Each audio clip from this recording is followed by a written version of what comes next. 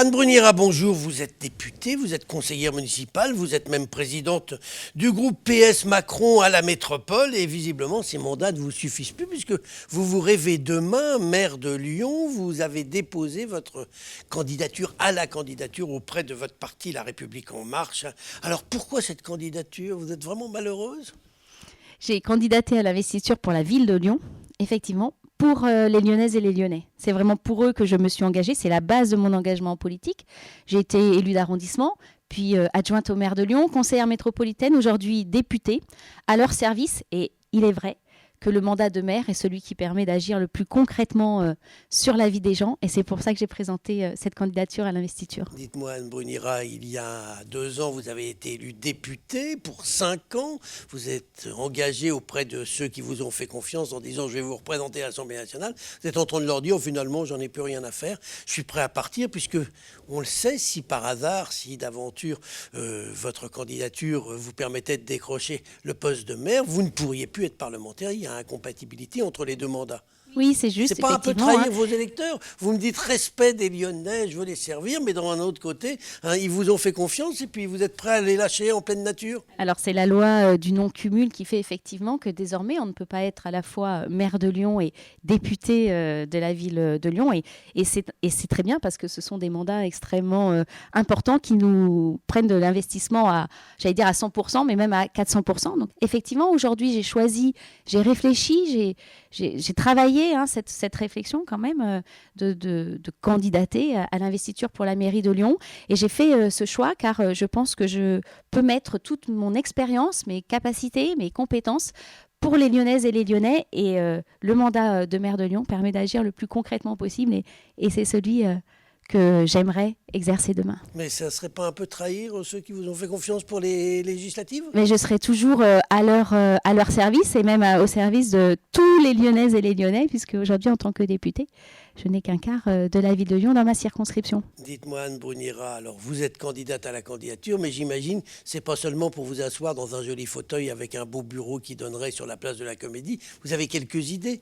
Quelles sont les grandes idées que vous défendez, ne serait-ce que pour dire à vos camarades du parti LREM, La République En Marche, faut me donner l'investiture. Je pense que vous arrivez pas seulement sur votre bonne mine, vous avez quelques idées. Alors, si je suis investie, j'aurai 2 chantiers. J'aurai d'abord le chantier du rassemblement, puisque je compte conduire une liste de rassemblement avec des partenaires qui viendront sur cette liste avec des idées du projet. Et ce sera, on va dire, le début du projet. Mais le plus important, ce sera d'aller le construire avec les Lyonnaises et les Lyonnais. Et ce sera le deuxième temps du travail. Donc aujourd'hui, effectivement, ce que je peux vous dire, c'est des grandes pistes. Effectivement, ce que j'ai présenté dans ma candidature à l'investiture.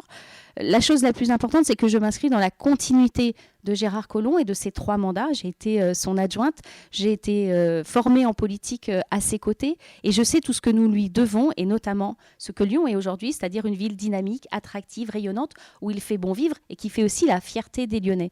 Donc mon ambition, c'est de poursuivre ces politiques-là et y insuffler un nouveau souffle, les réponses à des nouvelles attentes des Lyonnais que l'on entend, que l'on connaît bien. Alors bien sûr, quand on dit ça, on pense à l'écologie où il y a une très forte attente, mais pas que ça. Il y a aussi le service au public qui doit évoluer, s'adapter aux besoins des familles, aux besoins des personnes âgées d'aujourd'hui et de demain, la sécurité, la démocratie et la gouvernance dans une ville avec 9 arrondissements où l'on peut, je pense, déconcentrer certaines décisions. Anne Bruniera, on sait que Gérard Collomb brigue la présidence, voudrait briguer la présidence de la métropole, que David Kimmelfeld, que vous soutenez, brigue aussi cette présidence. Imaginons demain que finalement ce soit David Kimmelfeld qui soit retenu et que Gérard Collomb finisse par dire « bon, je pars à la ville ». Est-ce que vous vous effaceriez devant Gérard Collomb? Alors il y a effectivement une logique très importante en politique qui est la logique du sortant. Donc David Kimmelfeld est président sortant à la métropole, Gérard Collomb maire sortant bien sûr de la ville de Lyon. Donc il y a une logique qui se représente. Si bien sûr Gérard Collomb décidait de se représenter à la mairie de Lyon, je reverrai ma position et je verrai avec lui à quel point le projet que j'ai commencé à travailler peut s'inscrire dans le sien et j'essaierai de travailler avec lui en ce sens. 2 questions, Anne Bruniera. Première chose, vous parlez de continuité. Est-ce que Georges Kepenekian ne serait pas le mieux placé, lui qui a fait l'intérim pendant 18 mois, pour être le leader, pour mener une liste pour la mairie de Lyon? Oui, c'est une question logique, puisque Vous avez Georges parlé avec Képénékian... lui? Oui, tout à fait, j'en ai parlé avec lui. Il a été maire de Lyon Et alors, du temps où Gérard Collomb a été ministre. Et la logique du sortant fait qu'on pense à lui, effectivement, pour se présenter. Mais c'est là son choix. Je n'ai pas l'habitude de parler à sa place. Il faudra le lui demander. vous avez parlé d'alliance, d'équipe. Avec qui vous pourriez faire équipe? Est-ce que vous pourriez retrouver vos anciens amis socialistes, puisque vous avez été socialiste, vous avez quitté le PS? Est-ce que vous pourriez faire alliance avec les écologistes?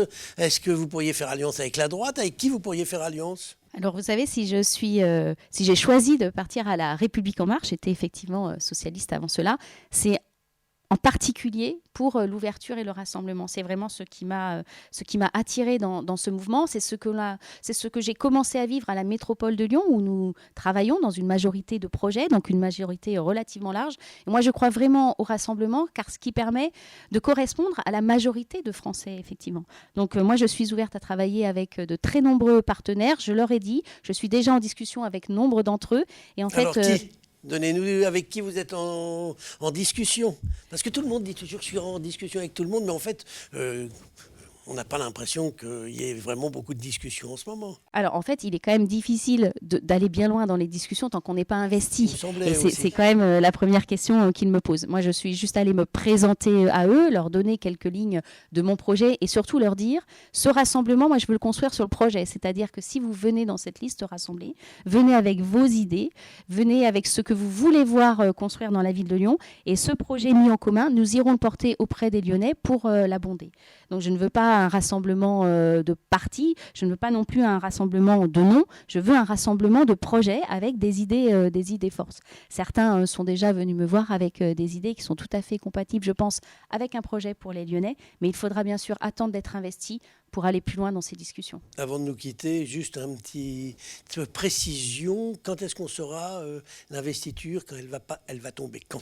Alors moi, j'espère qu'elle tombera avant la fin du mois de septembre, car il faut ensuite préparer la campagne et rentrer en campagne, je pense, en novembre. Il y a un sujet important lorsqu'on rentre en campagne, c'est l'inscription sur les listes électorales. Et dans une ville comme Lyon, où il y a tellement de nouveaux arrivants et de nouveaux Lyonnais, il faut aussi aller leur parler de ces élections qui s'avancent. Eh bien, on va voir ce que ça donne dans les semaines et les jours qui viennent. Anne Brugnera, je vous remercie. Merci beaucoup.